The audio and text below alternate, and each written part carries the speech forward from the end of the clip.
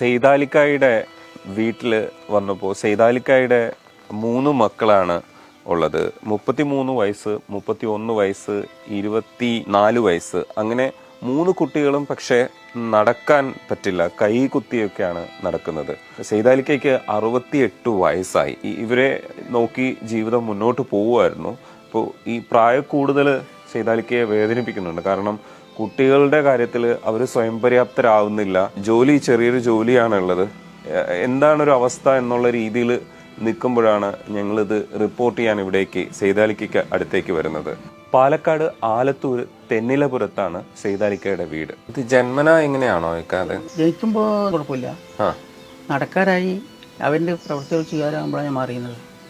അപ്പോഴാണ് മനസ്സിലാക്കുന്നത്. എന്നിട്ട് ഡോക്ടർമാരോട് ചോദിച്ചപ്പോൾ തൃശ്ശൂർ മിഷനിലൊക്കെ പോയി അവിടെ എല്ലാ 3 കുട്ടികളെയും കൂടെ കാണിച്ചിട്ടുണ്ടായിരുന്നു. അവര് കുറെ ഇങ്ങനെ ആലോചിച്ചൊന്നുമില്ലാണ്ട് ഒന്നും മറുപടി ഒന്നും കിട്ടിയില്ല. അവർക്കൊന്നും പറയാൻ പറ്റിയില്ല. തലച്ചോറ് വളർച്ച കുറവ്. അപ്പൊ അവര് പറഞ്ഞത് അതിനുള്ള മരുന്നൊന്നുമില്ല എന്ന് പറഞ്ഞു.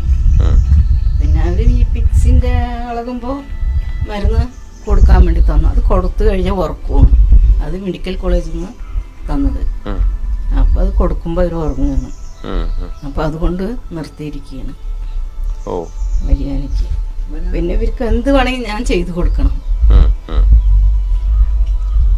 നമ്മൾക്ക് എന്ത് ചെയ്യണോ അതൊക്കെ അവർക്കും ചെയ്തു കൊടുക്കണം. അല്ലാണ്ട് ഇപ്പൊ വേറെ ആരും ചെയ്യാനൊന്നുമില്ല. ഞങ്ങൾ 2 ആൾ തന്നെ ചെയ്യണം. എനിക്ക് 53 വയസ്സായി. പ്രസവിക്കുമ്പോ എന്റെ കാല് തിരിഞ്ഞിട്ടുണ്ടായിരുന്നു. അപ്പൊ കൊണ്ടുപോയി 56 കഴിഞ്ഞത് കൊണ്ട് ഓപ്പറേഷൻ കഴിഞ്ഞു. ഓപ്പറേഷൻ കഴിഞ്ഞിട്ട് നടക്കും പറഞ്ഞു, നടന്നില്ല. പിന്നെയും കൈകുത്തിയിട്ടാണ് നടക്കണം. 2ാമത്തെ ആളിനെ പ്രസവിച്ചു. അപ്പൊ അവൻ ഒരുവിധം നടക്കും എന്നൊക്കെ വിചാരിച്ചു. അവൻ വളരെ വളരെ വീഴുകയാണ്, എണിക്കുമ്പോ വീഴുക. പിന്നെ നടക്കണില്ല. പിന്നെ മെഷീനിൽ കൊണ്ടുപോയിട്ട് അവര് പറഞ്ഞ നട്ടലിൽ വെള്ളം കയറിയിട്ടാണ്. അതുകൊണ്ട് പിന്നെ നട്ടലിൽ കുത്തിയെടുത്തു.